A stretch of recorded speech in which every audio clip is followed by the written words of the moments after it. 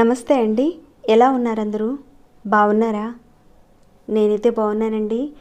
మీ అందరికీ అమ్మవారి ఆశీస్సులు ఎల్లప్పుడూ ఉండాలని కోరుకుంటూ, ఇంతకీ ఈ పరిహారాన్ని ఎవరు చేసుకోవాలి, ఎలాంటి వారు చేసుకోవాలి, ఇవన్నీ కూడా నేను క్లియర్గా వీడియోలో అయితే చెప్తానండి. ముందైతే పరిహారానికి కావాల్సిన పదార్థాలు ఏంటో తెలుసుకున్న తర్వాత పరిహారాన్ని ఎలా చేయాలనేది చూద్దాము. ఈ పరిహారానికి మనకు కావాల్సింది ఇలాంటి తులసాకులు అవసరం ఉంటాయండి. అలానే కొద్దిగా బియ్యం తీసుకోండి. ఇంకా కుంకుమ పువ్వు కావాలండి. అలానే ఒక ఎర్రటి క్లాత్ ఇలాంటిది తీసుకోండి.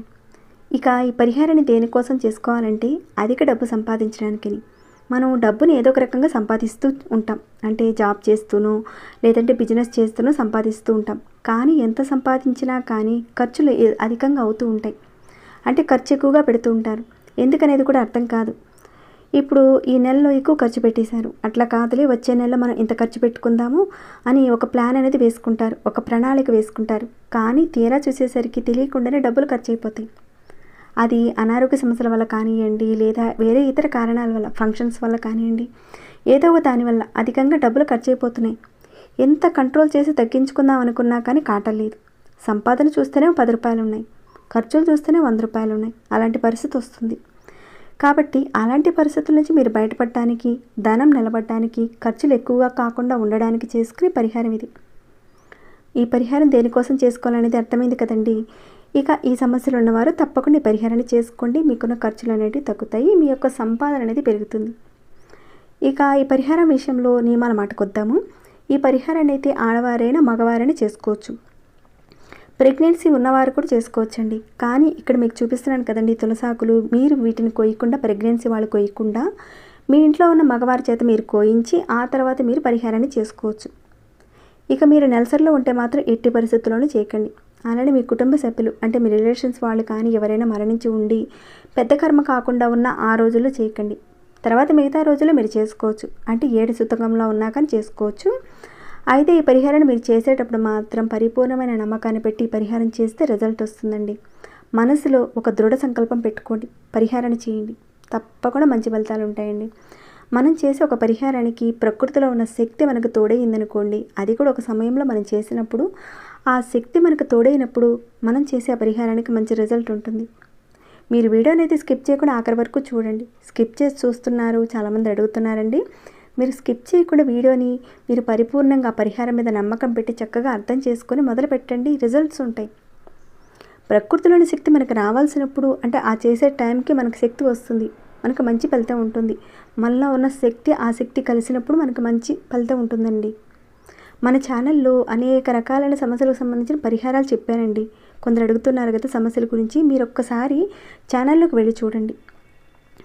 మీ సమస్యకు తగిన ఒక పరిహారాన్ని ఎంచుకొని ప్రయత్నం చేయండి. ఇలాంటి మరెన్నో ఉపయోగపడే వీడియోస్ని మీరు మిస్ కాకుండా ఉండాలంటే కూడా మన ఛానల్కి సబ్స్క్రైబ్ చేసుకుని నోటిఫికేషన్ మీరు మిస్ కాకుండా ఉండాలన్నా కానీ బెల్ బటన్ తప్పకుండా ఆన్ చేసి పెట్టుకోండి.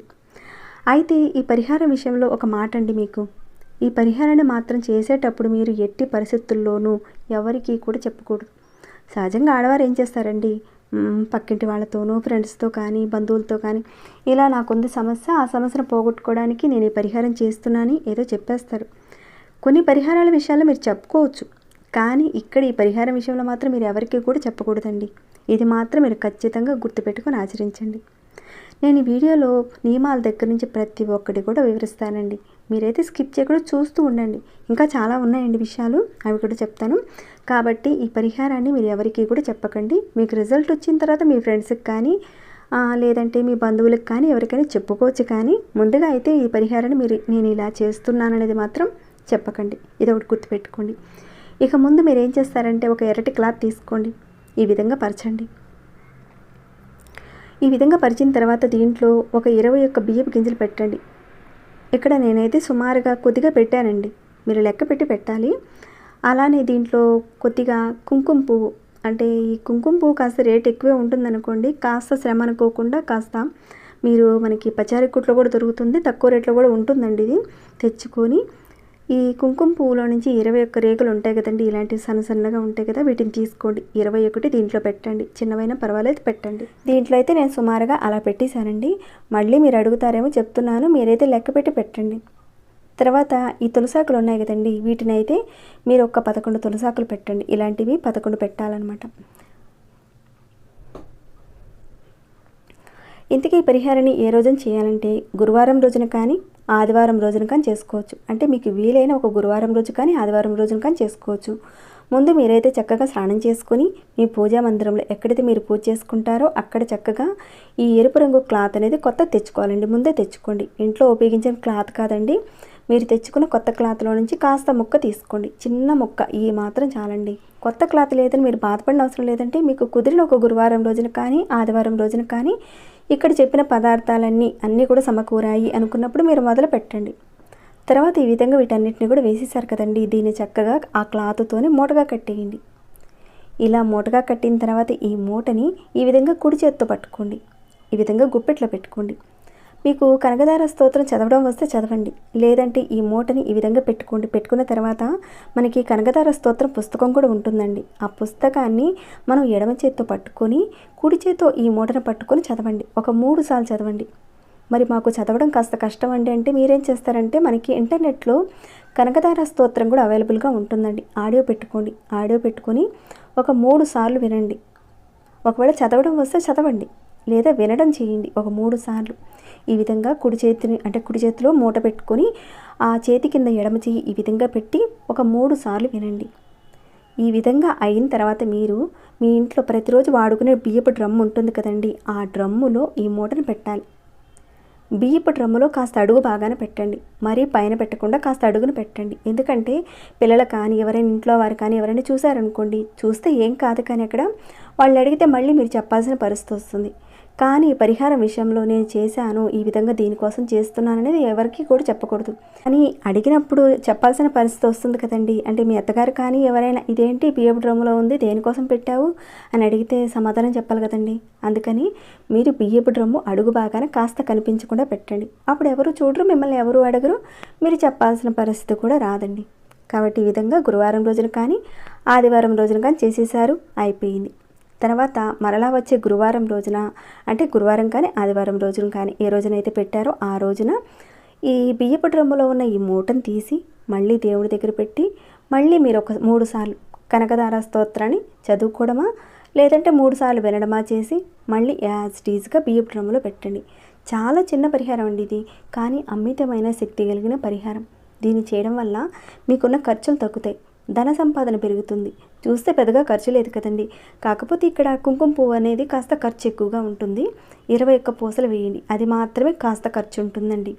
ఇక మిగతా చూస్తే ఏమీ లేదు కదండి.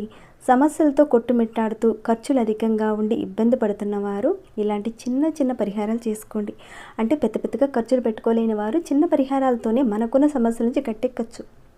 ప్రతిరోజు దేవుడికి పూజ చేసుకోవడము, దీపారాధన చేసుకోవడము, దేవుడి నామాన్ని చదువుతూ ఉండండి. ఇలాంటి పరిహారాలకు ఆ దేవుడి యొక్క అనుగ్రహం కలిగి తొందరగా ఫలితాలు రావడానికి అవకాశాలు ఉంటాయి. పరిపూర్ణమైన నమ్మకంతో చేయండి, 1కి 2 సార్లు చేయండి. ఒకవేళ ఏదైనా ఒక పరిహారం చేశారు, 2-3 సార్లు కదండి, 4 సార్లు చేశారు, ఫలితం రాలేదా, మరొక పరిహారం చేయండి. ఎందుకంటే కొన్ని పరిహారాలు మనకు సెట్ అవుతాయి, కొన్ని కావు. కాబట్టి ఇక్కడ నేను చెప్పొచ్చేది ఏంటంటే మన ఛానల్లో చాలా తక్కువ ఖర్చుతో ఉండే పరిహారాలే చెప్తున్నాను. ఒక పరిహారం చేస్తే మనకు సరిగ్గా రాకపోతే ఫలితం మరొక పరిహారం చేయొచ్చండి. ఇందులో ఖర్చు పెట్టాల్సింది పెద్దగా ఏం లేదండి. అలానే సైడ్ ఎఫెక్ట్స్ లేని పరిహారాలే చెప్తూ వస్తున్నాను. అలానే ఒక పరిహారం చేస్తూ మరొక పరిహారం చేసుకునే వెసులుబాటు ఉండే పరిహారాలు కూడా చెప్తున్నాను. కాబట్టి తప్పకుండా పరిహారం చేసుకోండి. మీరందరూ కూడా లాభపడాలని నేను కోరుకుంటున్నాను భగవంతుడిని. ఇక ఈ వీడియోని ఇంతటితో ముగిస్తున్నాను. ఇంకేమైనా డౌట్స్ ఉంటే అడగండి, తప్పకుండా రిప్లై ఇస్తాను. అలానే మీకు ఎలా అనిపించింది ఏంటి అనేది కూడా కింద కామెంట్ రూపంలో నాకు తెలియజేయండి. ఇంకా లైక్ చేయకుండా ఉంటే ఒక లైక్ ఇవ్వండి. సబ్స్క్రైబ్ కానివ్వండి, సబ్స్క్రైబ్ చేసుకొని ప్రతిరోజు మన ఛానల్ నుంచి వచ్చే వీడియోస్ని వాచ్ చేస్తూ ఉండండి. మరొక భక్తి వీడియోలో మళ్ళీ మిమ్మల్ని కలుసుకుంటాను. అంతవరకు సెలవు.